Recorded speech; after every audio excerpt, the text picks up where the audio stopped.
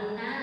ได้คิดวิธีแล้วว่าจะช่วยให้พวกน้องได้เรียนภาษาอังกฤษทุกมื้อแนวไหนเพื่อบ่ให้พวกน้องลืมภาษาอังกฤษ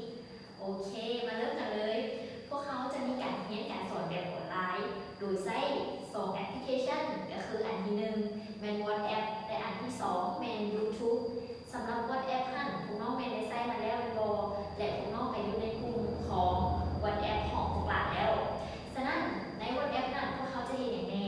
ก็คือ WhatsApp พวกเขาจะใช้ในการที่ว่าจะส่งเรียนบ้านหรือว่าบทเรียนให้พวกน้องในแต่ละมื้อนอกจากนั้นแล้วพวกเขายังมี